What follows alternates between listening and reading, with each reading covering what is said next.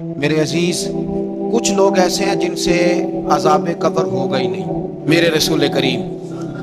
صلی اللہ تعالی علیہ وسلم نے ارشاد فرمایا کہ جو اللہ کے رستے میں شہید ہو گیا، یہ سنن نسائی میں موجود ہے، اسے عذاب قبر نہیں ہوگا، بلکہ ایک حدیث میں تو فرمایا حساب کتاب بھی نہیں ہوگا، اللہ بغیر سوال جواب کے جنت عطا فرما دے۔ کچھ لوگوں کو لوگوں کی بخشش پہ بھی مسئلہ ہی بنتا ہے کہ کوئی بخشا نہ جائے۔ اور ایک صاحب کہہ رہے تھے جی یہ کیا معاملہ ہے کہ جمعے کو بندہ مر گیا یا فلانا ہو گیا تو اس سے حساب کتاب نہیں ہوگا، اتنے بڑے جرم لوگوں نے کہ اتنے پاپ، اور جمعے کو مر گیا تو بخشا جائے گا۔ تو میں نے کہا جرموں کا بھی اسے حساب اللہ لے لے گا، لیکن میاں حساب کتاب کی ڈیوٹی نہ اللہ کی ہے تو بہتر یہ ہے کہ اسی کے ہاتھ میں رہے، تو نہ اپنے ہاتھ میں لینے کی کوشش کر۔ سنن ترمذی کی حدیث، ہمیں پتہ نہیں کیا مصیبت ہے، ہمیں پتہ نہیں کیا مسئلہ ہے۔ ایک جنازے سے میں نکلا، آپ یقین کریں کبھی کبھی کلیجہ پھٹ جاتا ہے۔ میں ایک جنازے سے نکلا تو میرے ساتھ ایک بندہ جنازہ پڑھ کے نکلا تو کہنے لگا جی پیر صاحب دیکھیں آج کتنی دنیا آئی ہے، حالانکہ یہ بندہ اس طرح کا تھا، اس طرح کا تھا، اس طرح کا تھا۔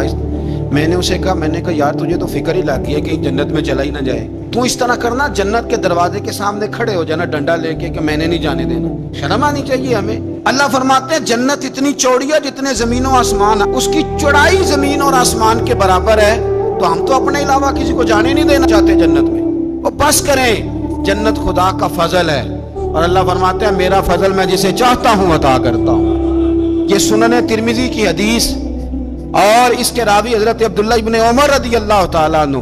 نبی پاک علیہ السلام نے فرمایا جو مسلمان جمعے کے دن یا جمعے کی رات کو فوت ہو، اس کو اللہ تعالیٰ قبر کی آزمائش سے محفوظ رکھتا ہے۔ جو جمعے کی رات فوت ہو جائے یا جمعے والے، یعنی جمعے رات اور جمعے کی درمیانی رات چلا جائے یا جمعے والے، تو اللہ اسے عذاب قبر سے، تو میرے عزیز جو بندہ شہید ہو اس سے عذاب قبر نہیں ہوتا، جو آدمی جمعے کے دن یا جمعے کی رات چلا جائے اسے بھی عذاب قبر نہیں ہوتا۔ اور میرے رسول کریم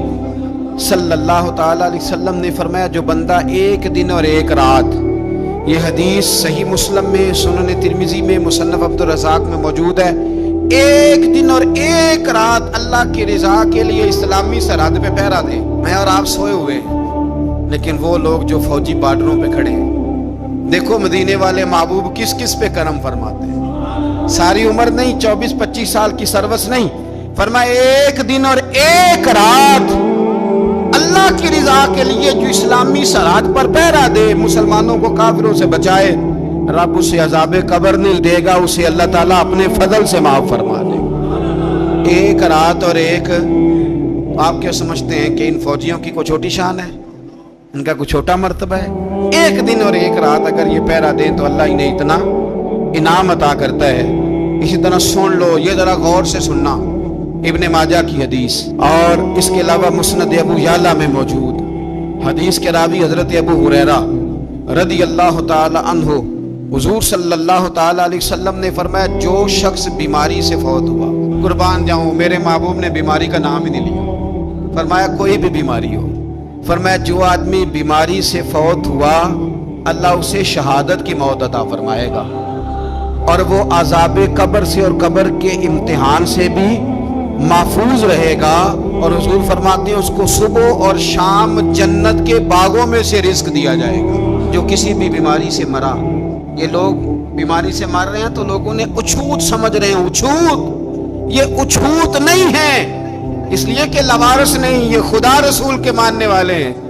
تم انہیں اچھوت کہہ رہے ہو اور مدینے والے رسول انہیں شہید فرما رہے ہیں۔ حضور نے فرمایا جو بیماری سے مرے شہید ہے، وہ قبر کے عذاب سے محفوظ رہے گا اور جنت کے باغوں میں سے اللہ رزق دے گا۔ لوگ کہتے ہیں دیکھو جی بڑا تانگ ہو کے دنیا سے گیا ہے، تو اس بندے کو بھی عذاب قبر نہیں ہوتا۔ اسی طرح جو بندہ سورہ ملک پڑھتا ہے، سنن ترمذی میں حضرت ابن عباس سے روایت ہے کہ حضور صلی اللہ علیہ وسلم کے ایک صحابی نے ایک جگہ خیمہ لگایا تو وہاں سورہ ملک پڑھنے کی آواز آتی، کوئی بندہ پڑھنے والا نظر نہیں آتا تھا۔ جب حضور کی بارگاہ میں عرض کیا تو فرمایا وہاں قبر تھی اور قبر کے اندر بیٹھ کے میرا صحابی سورہ ملک کی تلاوت کر رہا۔ اگر ہمیں خسرہ نمبر یاد ہو جاتا ہے نا اپنی جگہ کا، اور ہمیں پتہ ہوتا ہے کہ میرے والا حصہ کتنے کروڑ کا ہے، اگر ساری کہانیاں ہمیں یاد ہوتی ہیں تو سورہ ملک بھی ہمیں یاد ہو سکتی ہے۔ موبائل پہ اس کو ریکارڈ کر لیں، پھر اس کو سنیں، کبھی بھی سورہ ملک میں، اور ہمارے سلسلہ عالیہ میں تو سورہ ملک وظیفہ ہے، ہمارے الوظیفۃ الکریمہ میں اعلیٰ حضرت نے لکھا ہے کہ رات کو سورہ ملک اور سورہ یاسین کے بغیر سونا نہیں۔ سورہ ملک اتنی شاندار سورت ہے کہ نبی پاک صلی اللہ علیہ وسلم نے فرمایا یہ قیامت کے دن اللہ کی بارگاہ میں ناز سے جھگڑا کرے گی اور کہے گی اے اللہ، یہاں تو میرے پڑھنے والے کو جنت عطا فرما یا مجھے قرآن پاک سے علیحدہ کر دے۔ تو رب کریم پھر اپنے فضل سے پڑھنے والے کو جنت عطا کرے گا۔